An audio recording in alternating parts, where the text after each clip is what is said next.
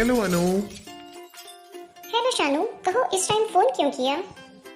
Sorry यार तुम्हें इस टाइम डिस्टर्ब किया, पर तुम्हें पता है इस वक्त किड्स ऑफ प्राइस टीवी पर मूसा की मूवी आ रही थी। सोचा तुम्हें भी बता दूं, तुम भी देख लो, क्योंकि बाइबल के मोस्ट फेमस करेक्टर्स में से एक करेक्टर मोसेस का भी है। बट यार अभी तो मैं सोने लगी हूँ और तुम्हें पता है हमारे घर में लेट नाइट जागना मना है और लेट नाइट टीवी देखना भी मना है। तुम ऐसा करना, कल मुझे स्टोरी सुना देना। ओके ठीक है, फिर कल मुलाकात होगी। कल मैं मोसेस की तुम्हें कहानी सुनाऊंगा। ओके अनु, बाय बाय, गुड नाइट। हाय शानू, कैसे हो? तुम्हें ज्यादा इंतजार तो नहीं करना पड़ा? नहीं नहीं, चलो आओ बैठ जाओ। हाँ तो शानू, उस मूवी में ऐसी कौन सी खास बात थी कि तुमने मुझे रात को फोन किया कि मैं उस मूवी को देखूं? उस मूवी में कोई एक खास बात हो तो मैं बताऊं? उसमें तो ढेर सारी खास बातें थी, और तुम्हें पता है उस मूवी को देखकर मुझे बहुत बरकत मिली। अच्छा जी, तो फिर मुझे भी बताओ ताकि मैं भी बरकत पाऊँ। हाँ हाँ क्यों नहीं, लेकिन इससे पहले कि मैं तुम्हें ये कहानी सुनाऊं, क्यों ना हम कहीं और चलें, क्योंकि यहाँ पर डिस्टरबेंस बहुत है। हाँ चलो चलें, चलो वहाँ चलकर बैठते हैं। हाँ तो अनु, इस कहानी की शुरुआत तो तभी हो गई थी जब बनी इसराइल कौम काल के डर से मुल्क मिस्र में रहने के लिए गई थी, और देखते ही देखते बनी इसराइल कौम वहां पर खूब बढ़ी, इतनी ज्यादा बढ़ गई कि मिस्री भी वहां पर कम लगने लगे थे। तभी फिरौन बादशाह के दिल में कहीं ना कहीं ये डर था कि बनी इसराइल कौम तो हमसे बहुत ज्यादा है, इसीलिए उसने बनी इसराइल कौम पर जुल्म करना शुरू कर दिया। फिरौन ने यह हुक्म जारी कर दिया कि पैदा होने वाले हर इब्रानी बच्चे को पैदा होते ही मार दिया जाए, बशर्ते कि वो लड़का हो, और अगर लड़की हो तो उसे छोड़ दिया जाए। ओह सो सैड, कितना जालिम था फिरौन। छोटे छोटे बेबीज को मरवाने का हुक्म दे दिया। भला उन्होंने उसका क्या बिगाड़ा था?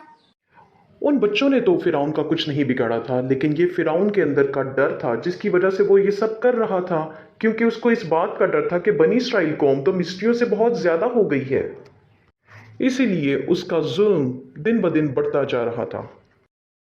और फिर ऐसे मुश्किल हालात में युकबत नाम की एक औरत, जिसका ताल्लुक लावी के घराने से था, उसके घर एक बेबी बॉय पैदा हो गया। लेकिन उन्होंने फिरौन बादशाह तक इस खबर को पहुंचने ना दिया। युकबत और उसके हस्बैंड इमराम ने, जिसका ताल्लुक लावी के घराने से था, 3 माह तक फिरौन के डर से इस बच्चे को छुपाए रखा कि फिरौन उस बच्चे को मार ना दे।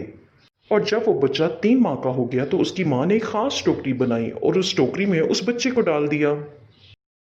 और वो टोकरी उसने अपनी बेटी मरियम को दी कि इस टोकरी को वो महल के पास वाली झील में छोड़ आए। और जानती हो, उस झील में रोजाना फिरौन की बेटी अपनी सहेलियों के साथ नहाने जाती थी।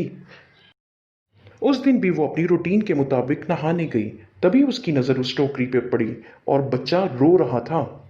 उसने अपनी एक सहेली को भेजा कि उस टोकरी को लेकर आए। और जानती हो, जब शहजादी ने उस बेबी को देखा तो उसे उस पर बड़ा प्यार आया, क्योंकि बेबी बहुत क्यूट था।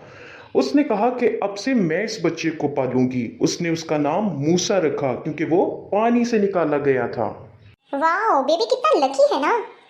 हाँ, बेबी सच में बहुत लकी था, लेकिन उसके पैदा होने और उसके जिंदा बच जाने का भी एक खास मकसद था। खुदावन ने उसे एक खास मकसद के लिए पैदा किया था, और वो मकसद ये था कि वो बड़ा होकर अपनी कौम को, यानी कि बनी इसराइल कौम को मिस्र की गुलामी से आज़ादी दिलवाए, मिस्र की गुलामी से रिहाई दिलवाए। हाँ तो अनु, तुम्हें इस स्टोरी को लेकर कोई गीत याद आया या कोई पोइम याद आई? हाँ, एक पोइम याद आई है जो मेरी छोटी बहन अक्सर गाया करती है, वही तुम्हें सुनाती हूँ। मूसा छोटा बच्चा था, पानी से निकालना था। मूसा छोटा बच्चा था, पानी से निकालना था। शहजादी ने पाला था, शहजादी ने पाला था। जब बड़ा हो जाएगा बादशाह कहलाएगा, अपनी कौम के लोगों को आजादी दिलवाएगा। वाह अनु, ये तो बहुत प्यारी पोइम है। आई रियली लाइक इट, मुझे भी सिखाना।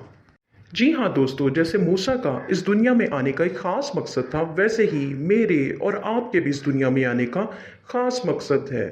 तो अपने मकसद को जानिए और पहचानिए कि खुदावन ने आपको किस लिए पैदा किया। आप सबका बहुत बहुत थैंक यू मेरे साथ इस कहानी को सुनने के लिए। बहुत जल्द हम फिर आएंगे एक नई कहानी लेकर, only on kids of price TV पर।